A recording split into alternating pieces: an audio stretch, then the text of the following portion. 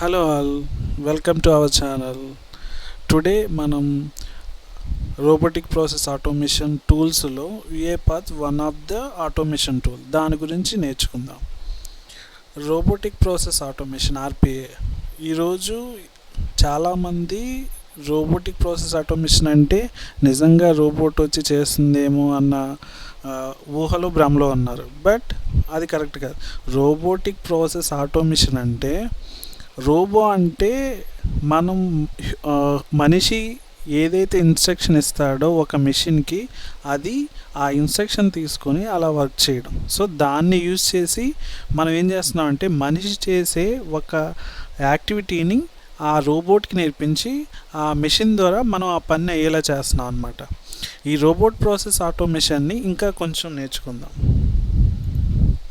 Robotic process automation, the process of automation business operations with the help of robot reduce human intervention is said to be robotic process automation. అంటే మనిషి ఏదైతే activity చేస్తాడో లేదంటే మనిషి ఏదైతే పని చేస్తాడో ఆ పని మనం ఒక మెషిన్ ద్వారా చేయిస్తాం. అలా చేయించడాన్ని రోబోటిక్ ప్రాసెస్ ఆటోమేషన్ అంటాం. ఈ రోబోటిక్ ప్రాసెస్ ఆటోమేషన్లో న్యూ టెక్నాలజీస్ అంటే మెషిన్ లెర్నింగ్ కానీ, ఆర్టిఫిషియల్ ఇంటెలిజెన్స్ కానీ, లేదంటే high volume repeatable task that previously required human to perform. అంటే మనిషి ఏదైతే చేస్తాడో ఈచ్ అండ్ ఎవ్రీ యాక్టివిటీ ఒక మెషిన్ ద్వారా మనం ట్రైన్ అప్ చేస్తాం అనమాట. మీరు రోబో మూవీ చూస్తుంటారు కదా, ఆ రోబో మూవీలో రజనీకాంత్ ఏం చేస్తాడు, తనలాగా ఒక ఇమేజ్ని, తనలాగా ఒక ఇది మిషన్ని తయారు చేసి దానికి ఇన్స్ట్రక్షన్స్ పాస్ చేసి తను చేయాల్సిన పనులన్నీ ఆ రోబోట్ ద్వారా చేస్తాడు. ఇక్కడ కూడా రోబోటిక్ ప్రాసెస్ ఆటోమేషన్ ఏంటంటే మనం కోడింగ్ రాయలేం, కాకపోతే ఆ కోడింగ్ని యూజ్ చేసి మనం ఒక టూల్ని తయారు చేసుకున్నాం. ఆ టూల్ని యూజ్ చేసుకుని మనం ఏం చేస్తున్నాం అంటే వర్క్ని ఈజీగా చేస్తున్నాం అనమాట. ఓకే, అర్థమైంది అనుకుంటున్నాను ఇక్కడ. ఓకేనా. Next RPA, robotic process automation. Robotic అంటే an entity which has the capability to mimic human actions. అంటే హ్యూమన్ ఏదైతే చేస్తాడో, ఫర్ ఎగ్జాంపుల్ మనం ఒక ల్యాప్టాప్ ఓపెన్ చేస్తాం అనుకోండి, ల్యాప్టాప్ ఓపెన్ చేసి పవర్ బటన్ నొక్కి దాంట్లో పాస్వర్డ్ ఎంటర్ చేస్తే కానీ అది లాగిన్ అవ్వదు, అది హ్యూమన్ చేసేదే. సో దాన్ని కూడా మనం ఏం చేస్తున్నాం, మనిషి చేయకుండా ఒక టూల్ని సాఫ్ట్వేర్లో టూల్ని ల్యాప్టాప్లో ఇన్స్టలేషన్ చేసి దాన్ని యూజ్ చేసి మనం ఏం చేస్తున్నాం అంటే ఆటోమేటిక్గా లాగిన్ అయ్యేలా చేస్తున్నాం. సో మనిషి చేసే ప్రతి పనిని మనం ఆటోమేట్ చేస్తున్నాం. దాన్నే రోబోటిక్ అంటాం. ప్రాసెస్ అంటే ఒక sequence of steps that leads to meaningful activity or task is known as a process. Okay. And automation అంటే task happen automatically, that is without human error. అంటే ఈ ఆర్పిఏ రావడానికి మెయిన్ రీజన్ ఏంటంటే human ఏదైతే చేస్తున్నాడో human చేసే పని లేకుండా హ్యూమన్ని రెడ్యూస్ చేసి ఆ మొత్తం పని ఒక మెషిన్ ద్వారా చేయించడాన్ని రోబోటిక్ ప్రాసెస్ ఆటోమేషన్ అంటాం. ఓకే, ఇక్కడ సింపుల్ ఎగ్జాంపుల్ చూడండి. ఇక్కడ ఇది రోబోట్, ఇక్కడ నెంబర్ ఆఫ్ ఎంప్లాయీస్ ఉన్నారు. ఓకే, ఇక్కడ ఎంతమంది ఎంప్లాయీస్ ఉన్నారు, ఎయిట్ మెంబర్స్ ఆఫ్ ఎంప్లాయీస్ ఉన్నారు. ఈ 8 మెంబర్స్ చేసేది సేమ్ వర్కే. సో మనం ఏం చేస్తున్నాం, ఈ 8 మెంబర్స్ చేసే సేమ్ వర్క్ని ఒక రోబోట్తో ట్రైన్ అప్ చేస్తున్నాం. అప్పుడు ఏమవుతుంది, ఈ 8 మంది చేసే వర్క్ని ఒక రోబోట్కి అసైన్ చేసినప్పుడు రోబోట్ ఒకటే చేస్తుంది. ఇప్పుడు ఏమవుతుంది, ఈ 8 మంది అయితే ఉన్నారో ఆ 8 మందిని మనం రెడ్యూస్ చేసి ఒక మనిషిని పెట్టుకుంటే సరిపోతుందా? అంటే కంపెనీకి ఎంత కాస్ట్ బెనిఫిట్ వస్తుంది, అంటే ఎంప్లాయీస్ని ఎంతమందిని రెడ్యూస్ చేయొచ్చు. ఇక్కడ 8 మంది చేసే పనిని ఒక రోబోట్ ద్వారా మనం ఏం చేస్తున్నాం, రీప్లేస్ చేస్తున్నాం. అంటే ఇన్వెస్ట్మెంట్ అనేది హై ఉంటుంది రోబోట్కి, కానీ దాని రిటర్న్ ఆఫ్ ఇన్వెస్ట్మెంట్ అంటే ప్రాఫిట్స్ ఎంత ఉంటాయంటే 3x4 అప్ టు 4 టైమ్స్ ఎక్కువ ఉంటాయి అన్నమాట. బికాజ్ ఇక్కడ ఎంతమంది రెడ్యూస్ అయ్యారు, 7 మెంబర్స్ రెడ్యూస్ అయ్యారు. చూడండి ఈ పక్క డయాగ్రామ్లో ఒక రోబోట్ విత్ ఒక మ్యాన్, ఒక హ్యూమన్ ఎందుకు ఉంచాము అంటే ఆ రోబోట్ కరెక్ట్గా వర్క్ చేస్తుందో లేదో చూడడానికి ఒక పర్సన్ కావాలి.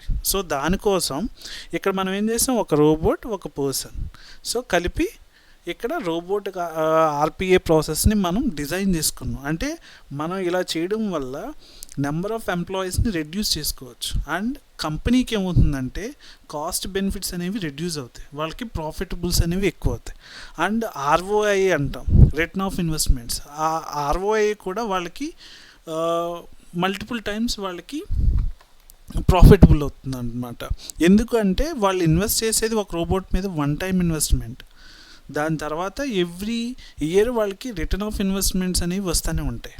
ఓకే, సో సింపుల్గా మనం ఏంటంటే హ్యూమన్ ఏదైతే చేస్తున్నాడో ఆ హ్యూమన్ చేసే వర్క్ని మనం ఏం చేస్తున్నాం, ఒక రోబోట్కి అసైన్ చేసి ఒక మెషిన్కి ఇన్స్ట్రక్షన్స్ ఇచ్చి ట్రైనప్ చేసి దాన్ని మనం ఏం చేస్తున్నాం, ఆ పర్సన్ ప్లేస్లో రీప్లేస్ చేస్తున్నాం. అప్పుడు మనకేమవుతుందంటే కంపెనీకి కాస్ట్ బెనిఫిట్ తగ్గుతుంది, వర్క్ ఫాస్ట్ అవుతుంది, హ్యూమన్ ఎర్రర్స్ రెడ్యూస్ అవుతాయి. So there is a lot of advantages to the companies. Okay, types of bots. ఇక్కడ మనం మాట్లాడుకోవడానికి రోబోటిక్ ప్రాసెస్ ఆటోమేషన్లో నెంబర్ ఆఫ్ టూల్స్ ఉన్నాయని మీకు చెప్పాను. దాంట్లో 120, 150 టూల్స్ ఉన్నాయి. ఈ టూల్స్ అన్నీ .NET ఫ్రేమ్వర్క్ మీద నడుస్తున్నాయి. కొన్ని ఈ బ్యాక్ ఎండ్ ఫ్రేమ్వర్క్ ఉంటుంది, ఆ ఫ్రేమ్వర్క్ యూస్ చేసుకుని ఇదంతా డిజైన్ చేస్తారు. సో కోడింగ్ రాని వాళ్ళకి మనం కోడ్ ఏం రాయం ఇక్కడ, జస్ట్ ఆ టూల్ని యూస్ చేసుకుని మనం చేయాల్సిన ఏదైతే యాక్టివిటీస్ ఉన్నాయో వాటిని డిజైన్ చేసి think smarter and design smarter. So అంటే మనం ఏంటంటే ఆ కోడింగ్ అంతా మనం రాయక్కర్లేకుండా జస్ట్ ఫ్లోని డిజైన్ చేసి ఆ పని అయ్యేలా చూసుకుంటాం. ఓకేనా. సో ఇక్కడ నెంబర్ ఆఫ్ టూల్స్లో UiPath అనేది one of the tool.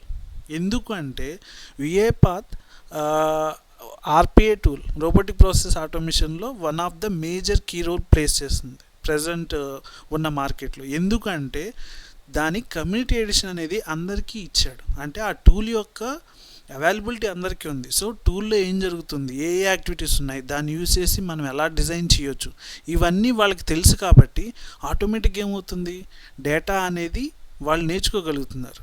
Okay, ఆ టూల్ని యూజ్ చేసి వాళ్ళు ఎంతవరకు ఆటోమేషన్ చేయగలరు, అంటే హ్యూమన్ చేసే ఏదన్నా యాక్టివిటీని మనం ఆటోమేట్ చేస్తే ఎంతవరకు యూజ్ అవుతుంది అనే విధంగా వాళ్ళు ట్రైనప్ అవుతున్నారు. మిగతా కొన్ని టూల్స్ ఉన్నాయి, బ్లూ ప్రిజం ఉంది, అది కాస్ట్లీ. సో దాని లైసెన్సు 30 days లైసెన్సే.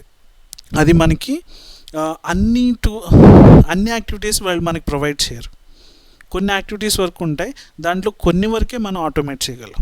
ఓకే, సో ఇక్కడ మేజర్గా UiPath గురించి ఎందుకు మాట్లాడుకుంటున్నా అంటే మార్కెట్తో పాటు వాడు కొత్తగా వచ్చే టెక్నాలజీని కూడా ఇంక్లూడ్ చేసుకుంటూ వస్తున్నాడు. అంటే ఎప్పుడైనా చూడండి, మనం స్మార్ట్ ఫోన్ తీసుకుంటాం, ఆ స్మార్ట్ ఫోన్లో ఫ్యూచర్స్ అనేది every year every month increase అయ్యే కొలది మన ఫోన్ మనకే కొత్త కనిపిస్తుంది. అలాగే టెక్నాలజీ కూడా every time new editions, new features add అయ్యే కొద్దీ మనకి ఏమవుతుందంటే దాన్ని ఎంత ఎఫెక్టివ్గా యూజ్ చేసుకోగలం, దాన్ని యూజ్ చేసుకుని ఎంతవరకు ఆటోమేషన్ చేయగలం అనే పాయింట్ అనేది అందరికీ రైజ్ అవుతుంది. అంటే ఎంత స్మార్టర్గా చేయొచ్చు, ఎంత యాక్యురసీ పెంచుకోవచ్చు, దాన్ని యూజ్ చేసి ఏ యూజ్ కేసెస్ని మనం ఆటోమేషన్ చేయొచ్చు అనేది ఆలోచిస్తాం.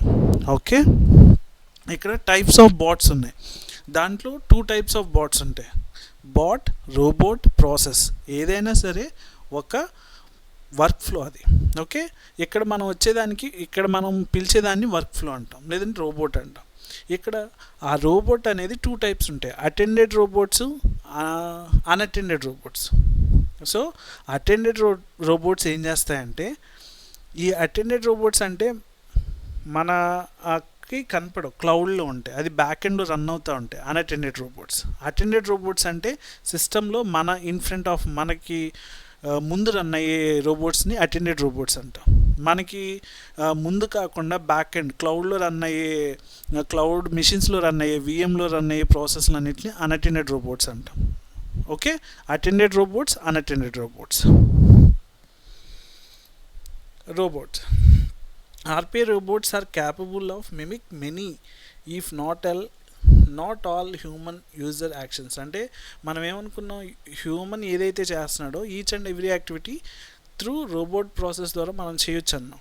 ఇక్కడ దాంట్లో కొన్ని పాసిబుల్ కేసెస్ ఉంటాయి, కొన్ని ఇంపాసిబుల్ కేసెస్ ఉంటాయి. Like login to any application, connected to the system APIs, copy and paste the data, move files one folder to another folder, extract process content from documents, PDF, emails and forms, read and write to database, open mails, attachments, scrap data from the web, make calculations.